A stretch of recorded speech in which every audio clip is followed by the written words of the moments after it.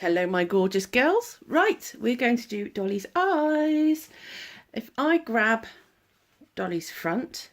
Now, remember we marked in the first series, we marked where her eyes were going to be with our little pins. It doesn't look very nice, does it? Putting pins in Dolly's eyes. Okay, well, we need to attach her eyes into this fabric. This is a really crucial part of making Dolly, actually, because we need to make sure we get this right for safety. We don't want her eyes coming off, and that's why we're using toy safety eyes. Let me just grab a pair. So prepared. So your eyes in your kit have come on Dolly's face, and if you turn her over, you'll see these washers here. Oh yeah, cheeky little bonus, 10% off code for your next downloadable pattern if you fancy. And there's your instructions on how to download Dolly's birth certificate, which is totally free. So there's a lot of information on that card. So we're just going to pop those eyes off, pop the rubber band off, drop those through, save that card for later.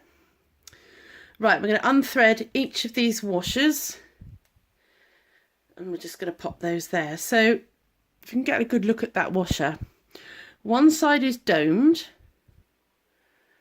See the way it's sort of pointing outwards that way? Whoa! And they're slippery blighters. There we go.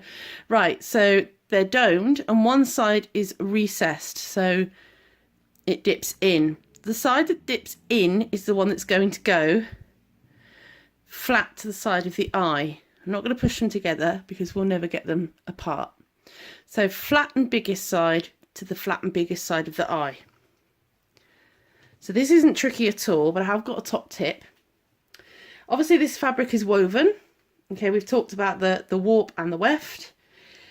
If we were to cut a small hole and just ram Dolly's eye, the shank of the eye with the point on through the hole, the likelihood is that it will actually catch one of these threads and pull it with it. And what you'll end up with is a really unsightly, almost like a ladder effect in the fabric where it's pulled.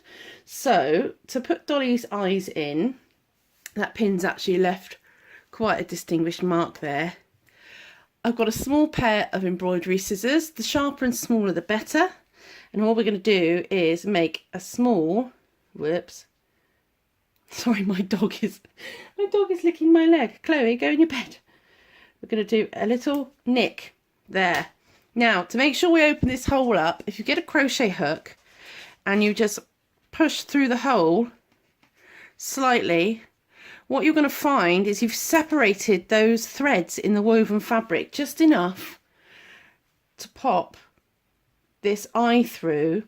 It's best to rotate it as you slip it in without doing any damage. So I'm just going to flop that over, and then going to get our eye washer. Whoops, told you they were fiddly. And with the flat side, with the this is going to be a blooper reel, I can tell. With the flat side towards the back of the eye, we're just going to push it on.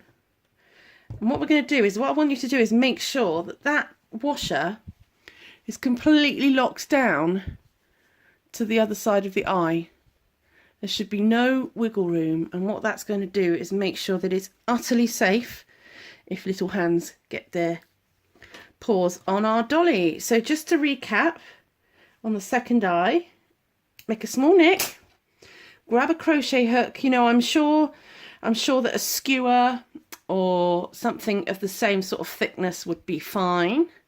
Don't use anything bigger, because we don't want that hole to be so big that the eye actually pulls through or pulls out.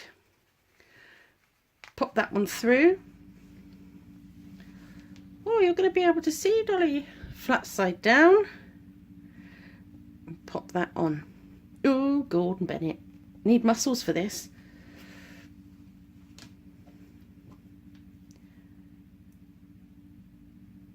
Worth taking your time over. There we go, heard it go that time. So I'm literally pinching this down. Oh, did you hear it click? Brilliant. If you don't hear a click, don't worry. I think mine just happened to have one from the way I was doing it. Right, and Dolly's got her eyes.